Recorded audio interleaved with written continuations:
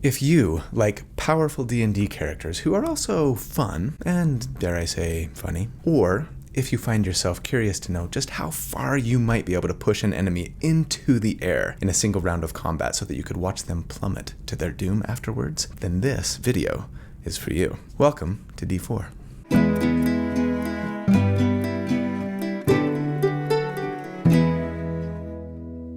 Hi everybody, so here at D4, each week we take a deep dive into one, sometimes two, character builds for our favorite TTRPGs. We theorycraft about them, we crunch numbers about them, not so that I can tell you the right way or the best way even to build and play a character, but with the intent to create something that is both really fun, but also really powerful to play in-game. So if you enjoy creating characters for your role-playing games, almost as much as you enjoy actually playing the game itself. Or if you're just looking for tips or ideas on building something that you've been thinking about playing, then welcome home.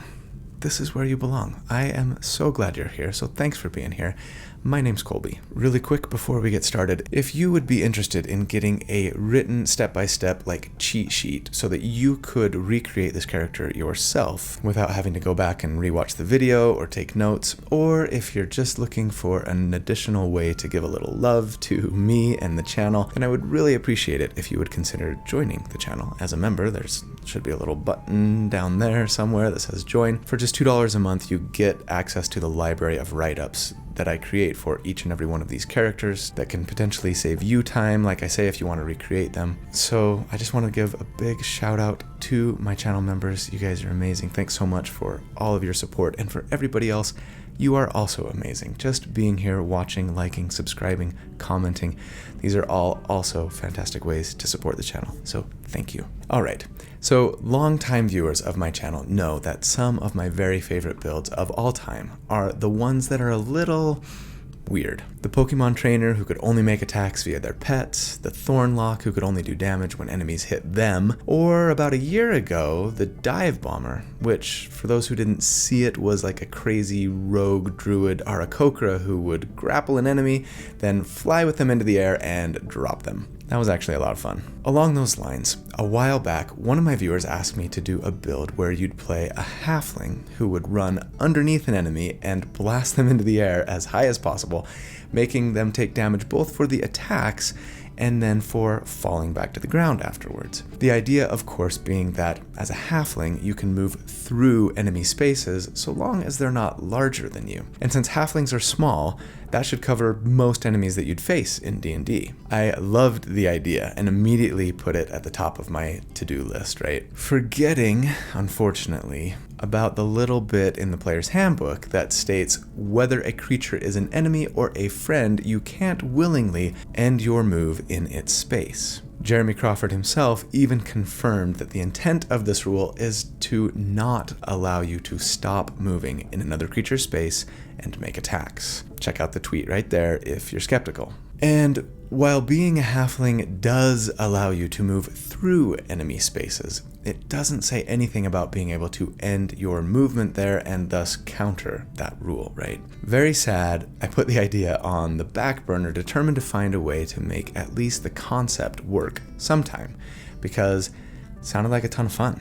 Well, today is the day that I present my solution. I think I figured it out. And the best part is that unlike a lot of those kind of weird and out there builds that I've done in the past, I don't think you're going to need a lot of buy-in from your DM to make this build work. The only thing that's going to be able to stop you from taking full advantage of this build is the size of the room that you're fighting in. The sky is literally the limit here, or I suppose more accurately, the ceiling. Now, we're going to be building this character for burst damage because more than anything, I was really curious to find out just how high I might be able to push an enemy into the air on a single turn. So we'll be blowing as many resources as we can to get them just as high as possible. So that's it. That's the end of the preamble. I know it's kind of a short one today. I am very proud to present D&D episode 129, the Catapult.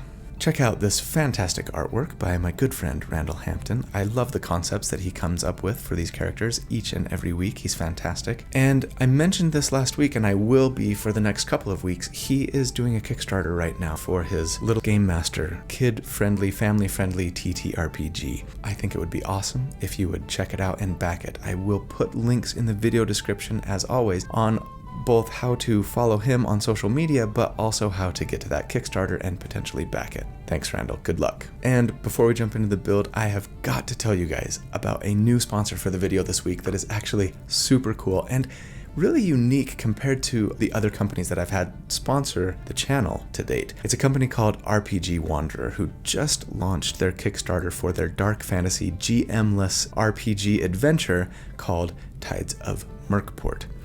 Okay, check this out.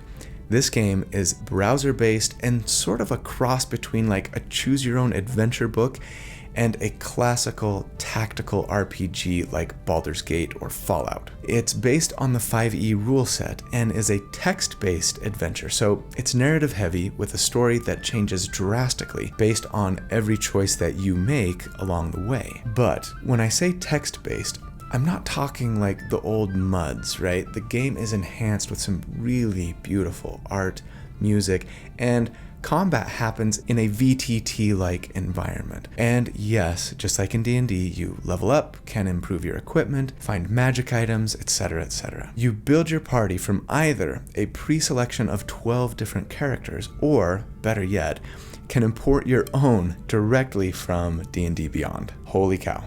I could take all 129 of my character creations into game without needing a GM to build an adventure for me? Sign me up. And yes, you can fully manage your characters in-game via their character sheets. There's even an in-game journal for you to keep track of your adventure notes yourself. And maybe my favorite part is this. You can play the game by yourself, or soon we'll be able to invite up to 3 friends and play it co-op. There are even in-game tutorials available if any of those friends that you've invited are new to D&D. So for those of you who are forever DMs and wish you could just play once in a while, or for those who maybe don't have a big enough group to play a full game of D&D, maybe you got a couple of you or 3 of you, or you want a solo adventure, or you just want to get together with friends and have the D&D experience without anybody having to worry about prep time or DMing a campaign, you should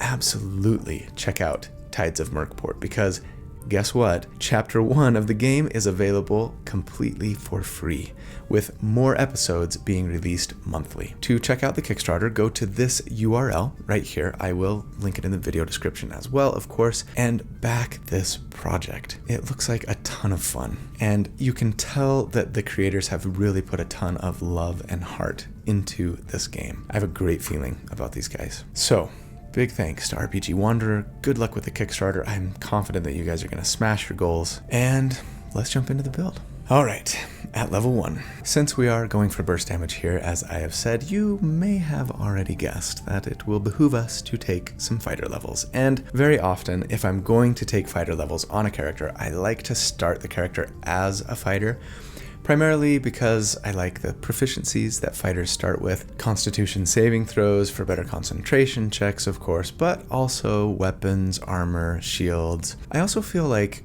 it's a little bit easier to make sense out of a character's story arc when multi-classing comes into play if they start with something more simple like a fighter and then move into other more exotic classes. Like, you're kind of vanilla at first, but then something happens that changes the trajectory of your character's story and development, kind of thing. So yes, when we first meet our champion, they are a humble fighter. I'd guess a soldier or guard or mercenary of some kind who's put special care into being a fine marksman with either their handy firearm, if that's allowed at your table, or if not, their handy crossbow. As for our starting race, yeah, I'm taking custom lineage. You go another route if you really want to, but I have to say, while I understand people getting antsy about variant human and me using it all the time, because who wants to play a human all the time? The beauty, as I've said in the past, of custom lineage is the fact that with this selection, you can kind of be whatever you want. right? Make a half elf, half dwarf if you want, or heck, how about a half plasmoid, half tabaxi? Can plasmoids mate with non-plasmoids and produce viable offspring? Don't answer that question. Definitely do not Google it. Anyway, have fun with your character's race here and let it fit whatever concept you want to create for them. Mechanically, of course, we're here primarily for the free feat that we get as a custom lineage character because we need 2 feats to really pull this concept off to the best of our ability, I think. As for what that free feat should be, I'm going to want to take either gunner or crossbow expert. Firearms are not allowed at every table, and even if they are, not all DMs would let your character start at level 1 with a firearm. And honestly, we're not even going to be using weapons past level 2 on this character. So if you can't get away with a firearm of some sort right here at the beginning, I'd probably go crossbow expert instead. It actually would let us do more damage for the first 2 levels of our character than gunner would, because crossbow expert lets you wield a hand crossbow, and then when you make an attack with it, get another attack that same round as a bonus action, right? That's what the feat does. Gunner's advantage is that it gives us a +1 to dexterity, which I prefer since, like I said, I'm not planning on using weapons on this character after level 2. The main reason we want either of these feats is because both of them tell us that when we make ranged attacks while within 5 feet of an enemy, we don't have disadvantage like we otherwise would. And that's kind of a big deal for us, but we're not going to get into it until later. As for our starting ability scores, I'm going to assume that we're going the point buy method as always, and would recommend taking a 15 charisma and then a +2 from our racial bonus there, a 15 constitution, a 13 dexterity, and then I'm assuming we've got gunner here, so taking a +1 there, and then a 12 wisdom. And that's really the only benefit to getting a +1 to dex from gunner, is that it lets us get to a 14 on our dexterity score, which is nice for initiative, for armor class, and even for our damage early on, and then have enough points left over to bump our wisdom to 12 at least instead of 10, which is nice for perception checks, wisdom saving throws, etc. Again, not a huge deal either way. As for our starting equipment, I'd recommend going with the gold buy method, as I very often do, and grabbing some scale mail armor, a shield, and then either a pistol if your DM will allow it, and I mean, heck, even see if they'll let you just get a weaker homebrewed firearm if possible. Maybe something that only does a D8 or a D6 of damage, for example. It's just a teeny little pistol. Pew pew. But if that's not a possibility, grab a hand crossbow and be happy. We're not gonna plan on using that shield that we got at the moment, since regardless of the weapon that you're using, you're going to need a free hand to load it, but we will make use of that shield once we stop using our weapon in combat by level 3. So, as a fighter, at level 1, we get Second Wind, of course, which tells us that once per short rest, we can use a bonus action to heal ourselves for a D10 plus our fighter level, an always welcome heal. And then we also get a fighting style. And while we definitely want to take the archery fighting style if we were planning on sticking with our ranged weapon, I suppose that I would probably just grab defense here instead to raise our AC by 1, and yeah, more survivability, always a good thing. At level 2, we get the main reason that we wanted to go fighter on this build, of course, Action Surge. So now, once per short rest, we can take 2 actions instead of 1, and that gives us a solid foundation to lay down some nice burst damage. But at level 3, something happens to our character to change the direction that they thought their life was headed. We have perhaps found a magical artifact along the way in our adventures. Or it might even be a family heirloom that we have long carried with us. A ring, maybe an amulet, or perhaps a lamp. Having been told by a family member that it contained magical properties or even a magical creature within. But we always laughed those stories off as superstitious nonsense, until now, when something has awoken from within that artifact to offer us their patronage, because yes, whatever your reasons, we are taking levels in Warlock now. And as such, at Warlock 1, we get our otherworldly patron, our Warlock subclass. And in case it wasn't obvious, we're taking my favorite, the Genie patron. Genies are seriously just the best. They get so many amazing features. First up, we have to choose our Genie kind from a short list: the Dao, the Jinn, the Ifriti, or the Marid. I think I'm pronouncing that right. And we are going to take Dao, as we so often do. This is super important for our build, but we'll discuss why in a second. We also get the Genie's Vessel feature, which actually does two things for us. First, we get the Bottled Respite, or Respite ability, which lets us, once per day, vanish into our vessel for 2 times our proficiency bonus, which is 4 hours for now. Not quite enough time to take a long rest currently, but short rest, sure, and still allowing you all kinds of utility and hijinks. Not to mention a free 20 by 20 foot space to store all of your loot.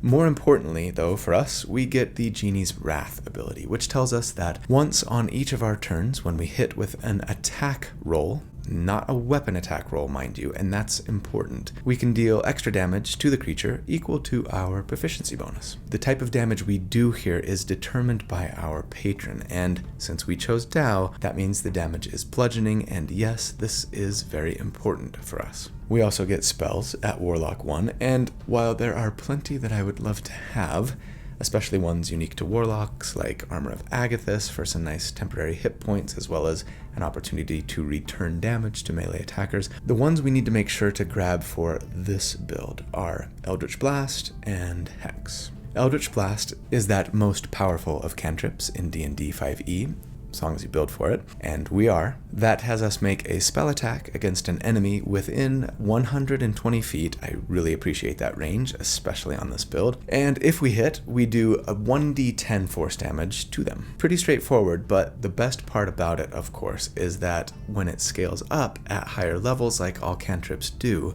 instead of just doing more damage, it actually fires more beams. And this is the thing that makes it so potentially potent as a cantrip. But more on that later. Hex, I want to take 2. It's easy, it's useful. You cast it as a bonus action. It requires our concentration. And when you put it on a target, they have now disadvantage on an ability check with an ability of your choice, first off. And then every time you hit that enemy with an attack, again, not necessarily a weapon attack, you do an extra d6 of necrotic damage every single time.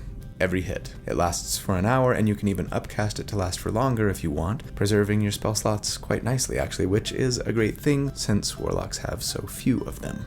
Though we do get a second one, at least, at level 4, as we would be a Warlock 2, and, 2 spell slots per short rest is a pretty nice bit of reusable magic, honestly. I'm trying to think of things as a glass half full here, okay? More importantly, though, at Warlock 2, we get Eldritch Invocations, and these are just my favorite. Probably my favorite thing about Warlocks. They enhance our spells and abilities in a variety of ways, and for now, we get to pick 2 of them. And the ones that we pretty much have to get, I think, for this build are Agonizing Blast, which lets us add our Charisma modifier in damage to our Eldritch Blast beams, and yes, that's every beam once we've got multiple beams going. And then Repelling Blast, which lets us push a creature 10 feet away from us in a straight line. And the wording there is kind of important. Again, we're going to discuss more later, but yes, this is the main thing that we're going to be using to launch our target into the air. And the beautiful thing about it is that, again, it works on every single beam of Eldritch Blast that we hit the enemy with. Also important to note, there is no size limit on the movement we force on the enemy here. Oftentimes when we're able to push or pull an enemy, right, we will read things like, so long as the creature is large size or smaller or something. Not so with Repelling Blast. It doesn't have to work within the laws of physics. It's magic. At level 5, we would be a Warlock 3, and that means that our patron grants us a Pact Boon. My favorite Pact Boon, when I'm not playing with a Hexblade at least, is Pact of the Chain, because I love invisible familiars. And yeah, Pact of the Chain lets us summon a familiar a la the Wizard's Find Familiar spell, but gives us an expanded list of potential familiars that we can summon, and they are more powerful than what the regular spell gives access to. Most notably, the Imp, Sprite, and Quasit can go invisible, and this invisibility is not broken when the familiar takes the help action, which is what I assume we'd be doing with our familiar in combat, to give us advantage on one attack at least on our turn and still stay relatively safe while doing so, since that familiar is typically not going to be seen helping us out. I'd say give him a feather and have him rub it under your target's nose. Or yeah, pinch the bum.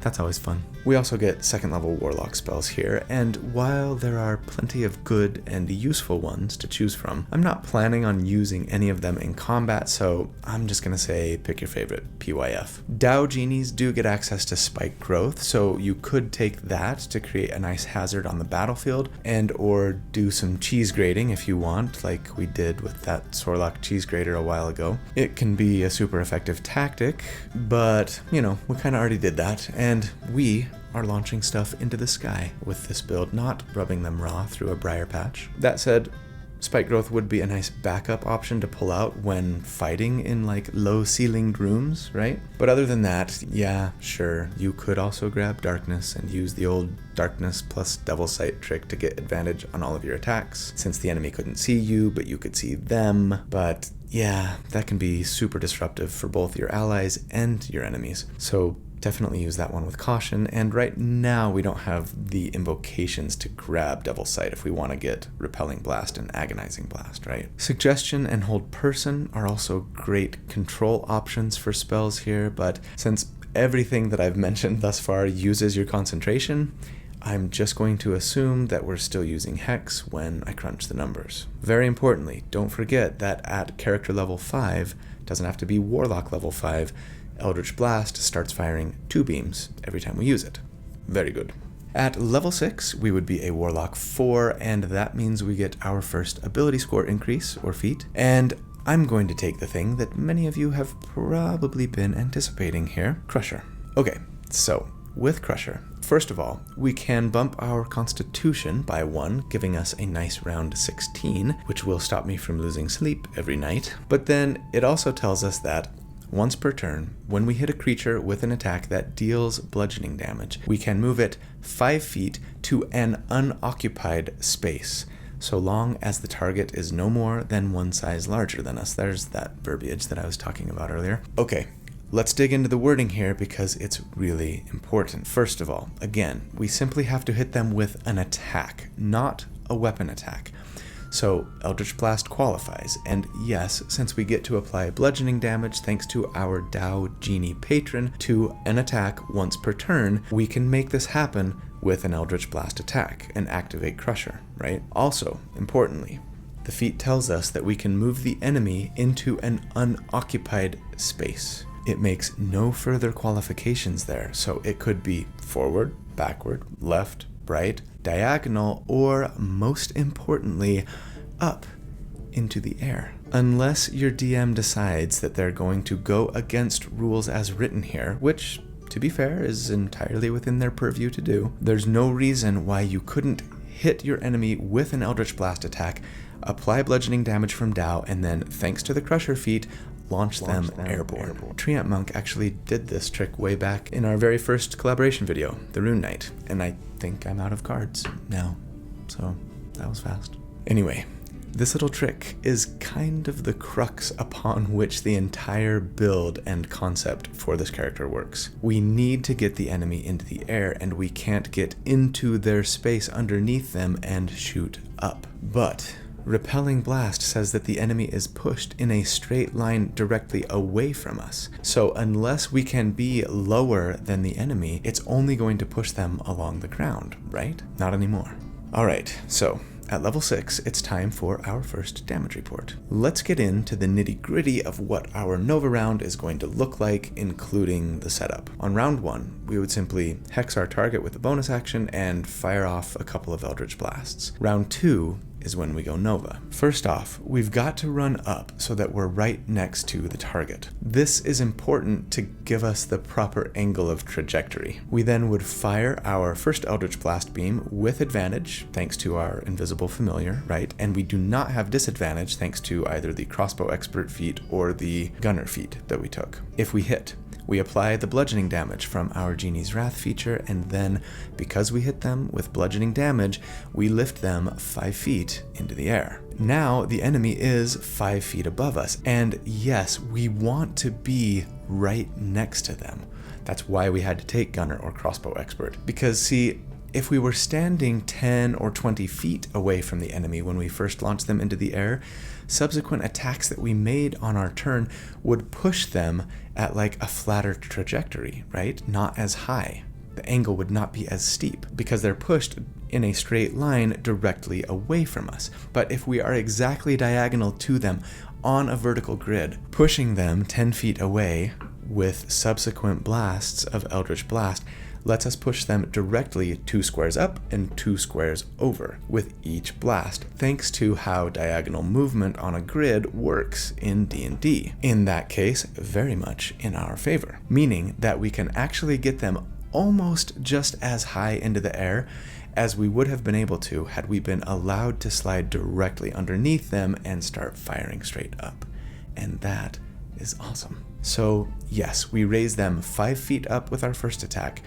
Then the second attack pushes them 10 up, and away. We then action surge and fire 2 more beams, hopefully pushing them 20 feet higher and further, meaning that by the end of our Nova round, they would potentially be 35 feet into the air. And assuming they can't fly or hover, would immediately fall to the ground, taking a d6 of damage for every 10 feet fallen, or 3d6 at this point. So altogether, we would be doing a d10 for the blast, plus a d6 for Hex, plus 3 for our Charisma modifier on all 4 blasts, plus our proficiency bonus 1 time for Genie's Wrath, plus 3d6 falling damage for a grand total of 4d10 plus 7d6 plus 15 if every attack landed. And thus, against enemies with a 10 armor class, we would do on average here 58 damage during our Nova round, and against enemies with a 15 armor class, it would be 45 damage. And okay, that's good, not great. Compared to other burst damage builds that I've done to date at this level, it's kind of bottom half of tier 2 or maybe even upper half of tier 3. But I will say that the sustained damage that they do is better than most of those Nova builds, thanks to the bit of falling damage they'll be hitting the enemy with in addition to Hex. And this is something that you could repeat every single round, right? You wouldn't get them as far, of course, but they'd take a little bit of falling damage. But yes, we are going to be doing lots of stuff to make this even better. So let's see where we can take it from here now that we've got our core concept completed. At level 7, yeah, we've got one more stop to make on our multi-class train to pick up another really important ability to stretch our Nova damage as far as we possibly can. And I actually also appreciate that doing this is going to give us some additional utility and support capability as well.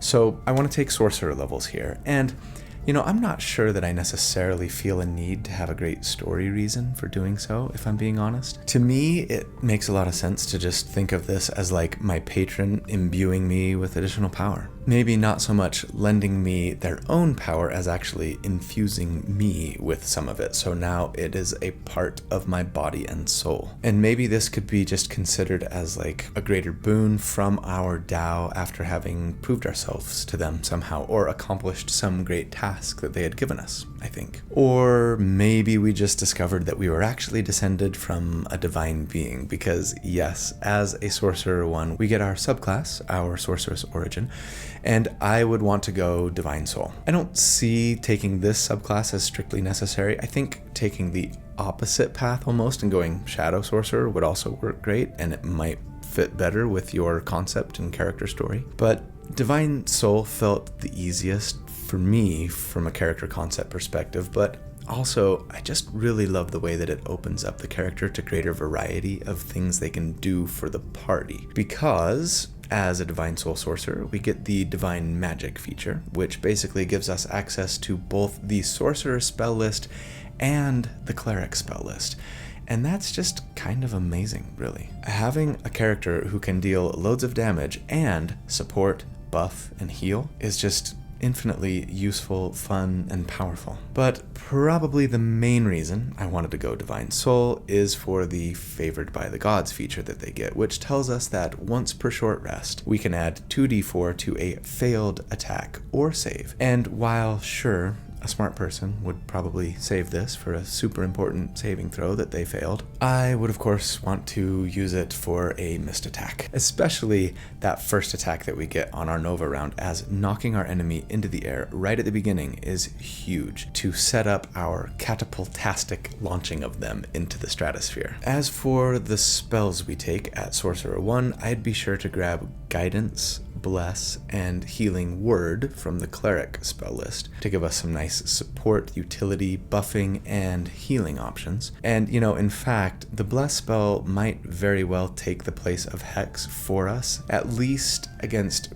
really high enemy armor classes, or if you just wanted to be a super friend to all of your allies, assuming that nobody else in the party is casting Bless, right? Beyond that, the only ones that I really want to make sure that we have from the sorcerer list itself are Shield and Absorb Elements for some additional defensive capabilities. I mean, I guess, sure, you could take Silvery Barbs too, because A, it's a really great way to help ensure that an enemy fails an attack or save or ability check, and B, there's no way that the Silvery Barbs mob would even find me now that I've changed locations, right?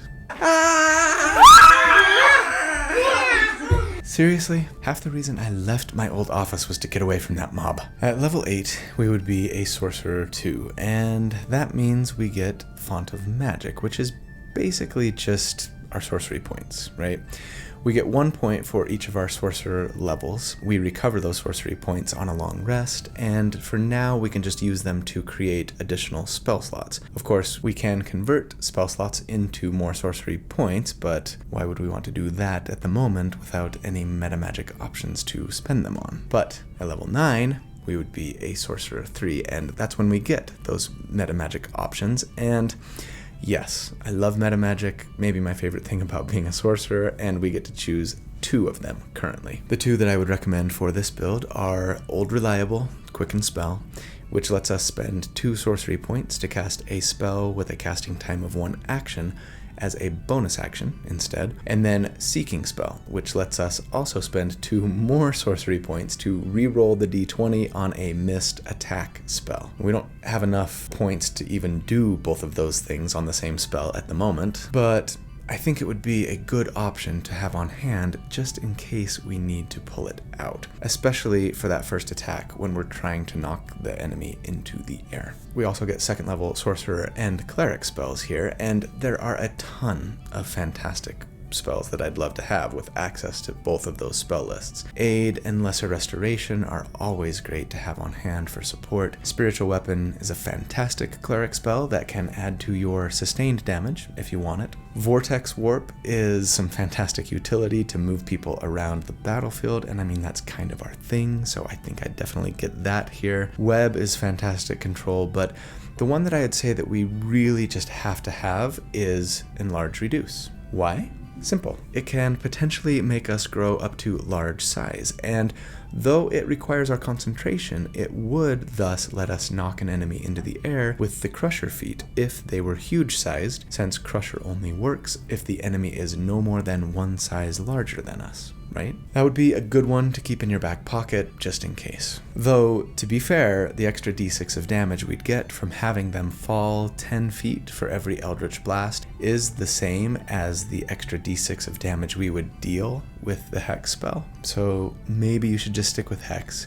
But hey, having them take falling damage also knocks them prone, which is something I haven't really mentioned until now. And also we're pushing them both up and away, so there's some nice control involved too. Meaning that this tactic could potentially do nice things for the entire party, giving advantage for your melee allies against the enemy if they don't already have it, and or keeping the enemy out of combat for a round potentially. So yeah, I'd say go ahead and hold on to Enlarge Reduce just in case. Alright, at level 9, it is time for our next damage report. Since last time we checked, we've picked up Quicken Spell, which means that yes, during our Nova round, we would first quicken Eldritch Blast, ideally knocking them up and then knocking them up and back. Then with our action, we'd Eldritch Blast for a couple more pushes now that we've achieved liftoff. Then we hit the Afterburners with Action Surge to hit them with 2 more blasts, and it's just so much fun. We've also picked up some ways to potentially add accuracy to our attacks via Favored by the Gods and Seeking spell, and I'm going to assume that we're just getting that plus 2d4 to hit on the very first attack since it's kind of the most important one. And we've even picked up some nice support capabilities to boot. And thus, against an enemy with a 10 armor class here, we would on average do 90 damage during our Nova round. And against an enemy with a 16 armor class, it would be 67 damage. And compared to other burst damage builds that I've done to date, at this level that's again kind of in the bottom half of tier 2 or maybe upper half of tier 3, kind of the same place. But again, we're still doing better sustained damage than most of them, and definitely laughing a lot more at our enemy's plight than any of them. We are sending these fools 55 feet into the air. So awesome. Not to mention that we're now super well-rounded thanks to our stellar survivability and minor support capabilities. At level 10, we would be a Sorcerer 4, and that means we get another ability score increase or feat, and we have been sitting on a 17 charisma for 5 million years. We seriously need to get that up to 18, so what's your favorite feat that would give you a +1 to charisma? Normally, I think I would say Fey Touched, since it gives us the Misty Step spell plus another first level spell from the enchantment or divination schools, each of which we could cast once per day for free. But at this point, level 10, there's no way I don't already have Misty Step. I would have taken that right at Warlock 3, right? And I think I've got access to all the first level enchantment or divination spells I would want to. And like the same goes for Shadow Touched, really. So I think in that case, I probably take Telekinetic here, which lets me learn the Mage Hand cantrip and lets me telekinetically shove one creature 5 feet towards or away from me as a bonus action. Enemies, of course, get to make a strength saving throw against it, but it can definitely be useful to get allies where they need to be. Also, this can add just a bit to our sustained damage outside of our Nova round. See, we can always knock an enemy 5 feet into the air on every single turn, thanks to the way that Dao Genie's Wrath works with Crusher, and we can always push them another 10 feet into the air diagonally from that point with each Eldritch Blast we shoot, thanks to Repelling Blast.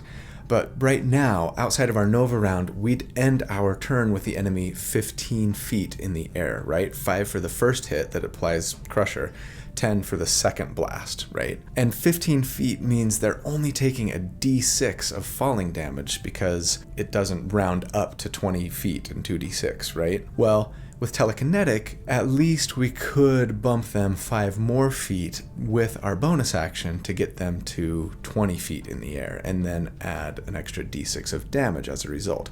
It's not a ton, but if you've got nothing else to do with your bonus action, it's not nothing either. Plus, taking Telekinetic gets our charisma to 18 while we were at it, and let us pick up some nice potential utility or support functionality to boot. It's a great feat, especially for a character like us who's kind of already all about moving people around when we want, right? At level 11, though, I think it might be time to leave Sorcerer behind. You could keep going, of course. I mean, 3rd level Sorcerer and Cleric spells are both great. And if you didn't have a dedicated support character in your party, I think I'd for sure go that route. Assuming you do, though, and you don't have a massive need for, like, a Fireballer, I want to do some things to help us bump our damage just a bit, as well as increase our ability to catapult whoever we want into the air regardless of their size. And that means, for now, going back to Fighter for just a minute. So we'd be a Fighter 3, and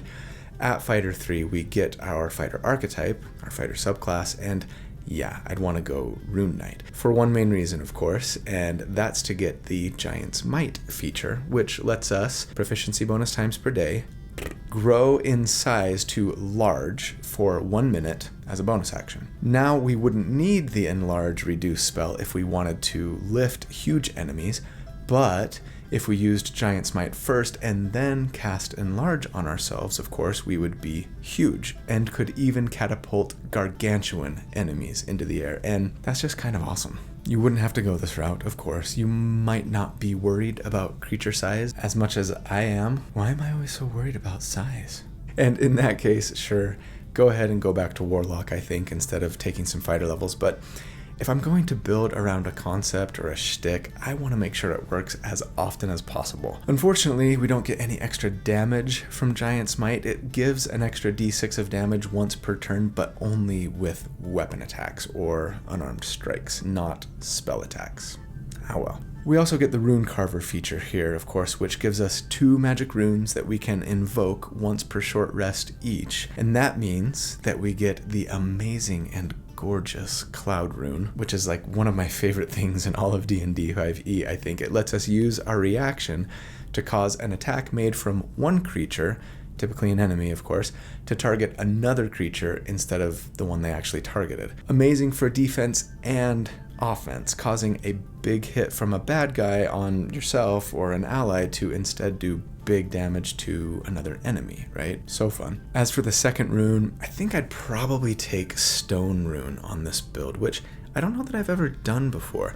It lets us use our reaction to try and charm a creature, incapacitating them if they fail their wisdom save. And that's some pretty nice control, honestly. It would definitely be a fun and useful thing to pull off in a fight once in a while. Don't forget, Eldritch Blast does scale up to 3 beams now at character level 11, and that is really the most important thing that we can get at level 11. That's a 50% increase in beams, and it makes us super duper happy. At level 12, I think I go one more level in Fighter just to pick up that ability score increase or feat so that we can cap our charisma at 20 finally, which has been a long time coming. But then yes, at level 13, I think we should go back to Warlock. Again, we could stay Sorcerer for all those fantastic spells, not to mention to get more sorcery points, but I just love the Genie features so much. Plus, there are some really strong Warlock spells waiting for us to boot, and maybe more importantly, more invocations here as a Warlock 5. You know, we get a 3rd invocation, and there are a lot of fun and useful ones to consider to give us added utility or survivability,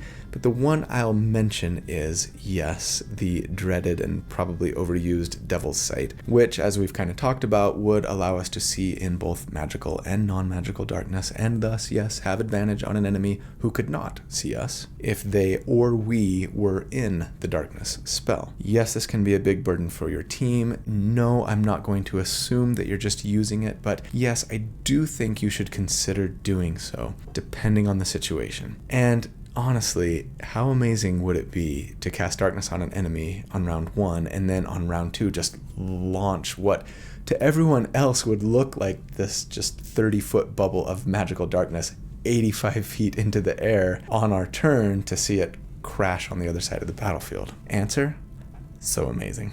And there is actually an enemy AC at which we would be better off having advantage on our attacks, thanks to Darkness and Devil's Sight, over an extra d6 of damage per attack via Hex. And we'd have to choose one or the other, right, since both Darkness and Hex require a concentration. I'll mention it in the next damage report and track it on the spreadsheet so that you'll know at what point it might be more advantageous to get advantage. And then, yes, we do get 3rd level Warlock spells here too, and that means Counterspell, Dispel Magic, Fly, Fear, Hypnotic Pattern, all amazing, none of which I'd plan on using in combat necessarily, so go ahead and pick your favorites. No, I wouldn't plan on switching from Hex to Spirit Shroud here. I wish I could, because it does more damage, a d8 per hit instead of a d6, and it scales too, unlike Hex. But also because you cast it on yourself, so wouldn't have to switch it from target to target with a bonus action every time your current target died, right? Unfortunately, with Spirit Shroud, it only works on enemies that are within 10 feet of us, and we, of course, hope to have the enemy about 100 feet from us by the time we're done with them on our turn. So, for our level 13 damage report, we've had some nice increases since last check. Most notably, we've added a 3rd beam of Eldritch Blast every time we fire it, which means we'd get 9 of them off during our Nova round now. We've also bumped our Charisma modifier twice, capping it, and picked up some fun defensive, support, utility, and control features along the way. And so, against an enemy with a 10 armor class here, we would on average during our Nova round do 158 damage. And against an enemy with a 17 armor class, it would be 125 damage. And interestingly, you'd be better off with advantage from Darkness and Devil Sight than you would with the extra d6 of damage from Hex at an enemy AC as low as 17 and higher. And at character level 13, a 17 is like middling enemy AC at best, if not kind of on the low end, I think. I mean, I guess this isn't Pathfinder, I need to keep that in mind, but still. So yeah, hopefully your team won't be so annoyed with you using Darkness if you're putting it on an enemy and then throwing them 90 feet away from you, assuming you've got the space to launch them that far, I suppose. Now, compared to other Nova builds that I've done to date at this level, we're kind of more firmly in like the upper end of tier 3, but we're still living our best Catapult life, replete with a healthy heaping of utility and support capabilities in our tool belt as well. At level 14, we would be a Warlock 6, and that means we get Elemental Gift, and this is honestly one of the main reasons I wanted to stay with Warlock for this build, because Elemental Gift is amazing, and it makes all other level 6 Warlock features look lame by comparison. You get Flight, and not just some kind of dumb glorified jump flight like some classes get. Proficiency bonus times per day. As a bonus action, you have a 30-foot fly speed for 10 minutes, including hover. So strong and so useful. Oh, and I almost forgot that as a Dow Genie, we also now have resistance to bludgeoning damage, which, by the way, is the most common form of enemy damage in all of D&D 5e, last time I checked anyway. So yeah, Genie locks are amazing, and Dow Genie locks are especially amazing. At level 15, we would be a Warlock 7, and that means we get 4th level spells. We could take Banishment for some fantastic single target control, Dimension Door for some really amazing teleportation for us and a friend, if we want, and if they want it, I suppose. But the one I'll say we really kind of have to get here is Shadow of Moil, since Shadow of Moil makes us heavily obscured, which means that our enemies can't see us without some sort of special sense to see through heavily obscured areas anyway, meaning that we really only had to deal with the Darkness and Devil Sight thing for a couple of levels. Hopefully it wasn't too painful. Shadow of Moil also does a little damage to enemies within 10 feet who manage to hit us with an attack, which will be harder for most of them to do since they'd have disadvantage on those attacks if they couldn't see us, and it gives us resistance to radiant damage as well. So yeah, it's a really, really fantastic spell. We also get a 4th invocation at this point, and I think first off I'd probably swap out the Devil Sight invocation for something else now that we don't need to be casting Darkness in combat unless there was some other strategic advantageous reason to be doing so, I suppose. And yeah, that means that we can now pick up 2 new invocations at this level. I'd for sure take Eldritch Mind, which gives us advantage on our concentration checks, and so yeah, with Constitution saving throw proficiency and advantage on concentration checks, we should pretty much never be dropping concentration except for in rare instances, and that's great. Other than that, for the second invocation, I'm just gonna say pick your favorite. I'd probably be focusing on utility or defense. Tome of Levistus is a favorite of mine for like a break glass in case of emergency option where you're about to go unconscious and you can just encase yourself in a wall of ice. It's kind of cool. But Grasp of Hadar might be better, especially for this build. It lets you pull with an Eldritch Blast once on a turn only instead of push, right? And you really never know when, for some reason, you might want to bring an enemy closer to you instead of push them away. Maybe they're on like the opposite side of a cliff or something. Or yeah, if you're in a low ceilinged room and you're using spike growth for your concentration, right? Better cheese grating technique. At level 16, we would be a Warlock 8, and that means we get another ability score increase or feat. And yeah, I'd probably be focusing here on something to shore up our defenses. Resilient Wisdom might be my first choice for better wisdom saving throws, but Tough for more hit points or just even raising our constitution might not be a bad choice either, for both a little more HP, but also better constitution saves, concentration checks, and yeah, even a tougher DC for our enemies trying to save against our Stone Rune Charm, since, in case you forgot, the Rune Knight's DC is based on their constitution modifier, actually. And then finally for us, at level 17, we would be a Warlock 9, and that means we get 5th level Warlock spells. And while Hold Monster and Synaptic Static and others are all wonderful and potentially powerful and useful, the only spell I would want to say we should consider switching to for our concentration at this point is actually, Spirit Shroud. It's kind of lame because to get all that we can out of Spirit Shroud, it sort of breaks the whole character concept, but the fact that as a 5th level spell, Spirit Shroud would do 2d8 damage per hit means it would do slightly more than the 2d6 damage we get from Hex and then launching an enemy 10 feet into the air with each hit, right? And that's a real shame because launching an enemy a total of what would be 115 feet into the air is just so much cooler and more hilarious. I think fall damage might need a buff in D&D. But yeah, if you're using Spirit Shroud, you have to keep them within 10 feet of you, right? Then again, Shadow of Moil will be better than either of them at a certain armor class, so you might just decide to go that route regardless with your concentration, especially thanks to the defensive buffs that Spirit Shroud can potentially give you as well. We do get a 5th invocation here as well, and I'm just again gonna say PYF. There's lots of useful and fun options, none of which are really gonna do anything for us in our Nova round, so knock yourself out, have fun. Best and most importantly of all probably is that at level 17, yes, our Eldritch Blast scales once again for the final time up to 4 beams when we cast it, for a grand total of 12 beams we'd be firing during our Nova round. And so, for our final damage report, since last check, we've mostly been picking up quality of life, utility, support, and defensive capabilities. Though at most enemy ACs actually at this point, the numbers say to use Spirit Shroud and not be launching our enemies up, and away, which is kind of a shame and not something that you necessarily have to do. But yeah, the biggest increase actually comes from getting Eldritch Blast to 4 beams, which is a 33% increase to our beams. And so,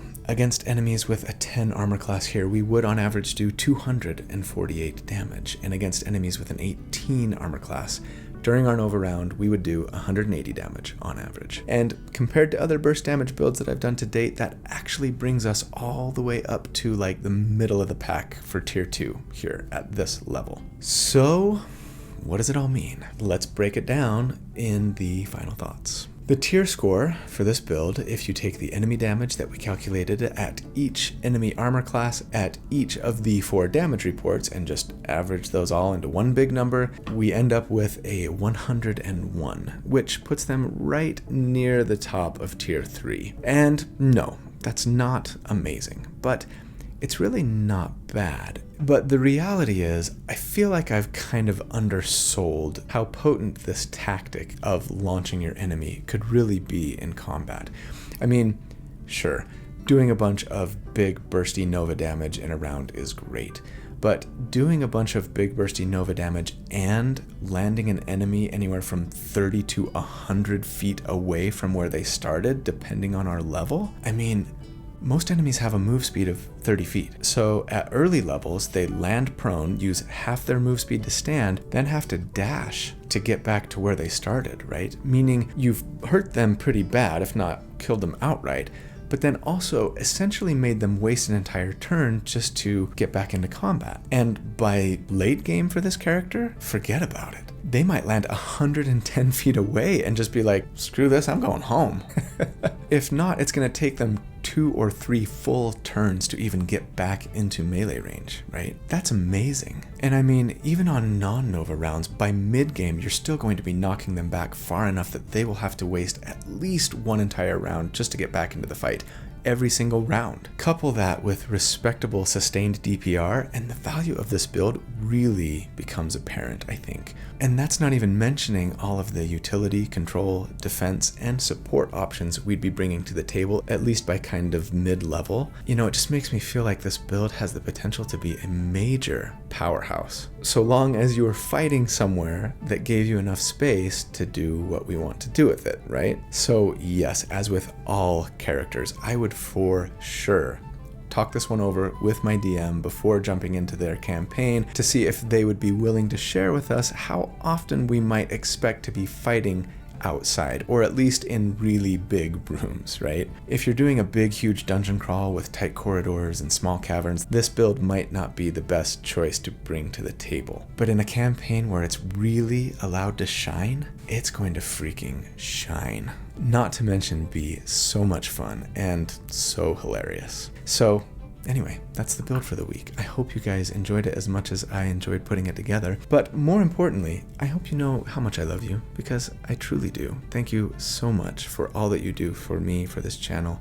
I'm incredibly grateful for you. I hope that you have a great day and a fantastic week. I hope that you be good and kind and happy, and that I see you again really soon. But until then, take care.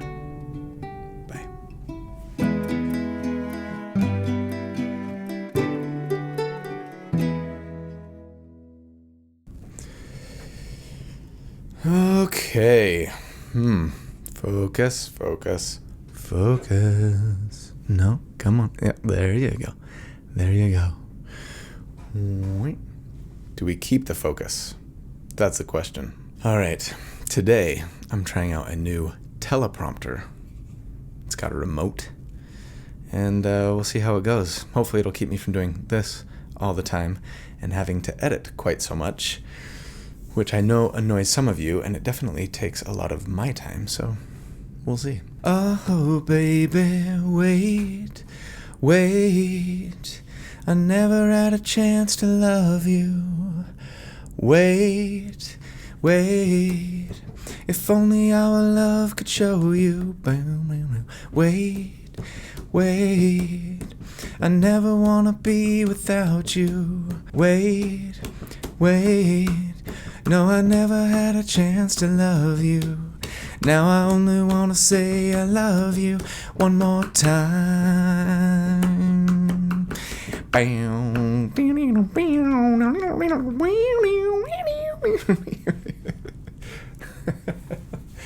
Oh, my very first hair band glam rock love was White Lion. I don't know about the rest of you. Not as well known amongst the hair metal bands of the 80s. But yeah, definitely my first favorite. Oh, there's like a little fly. Again. Okay, that's better, but now it's a little too slow. Oh, I hadn't even stopped recording. Oh boy. And thus, against enemy... I have this plant that I love, but it seems to produce about 1 fruit fly per day.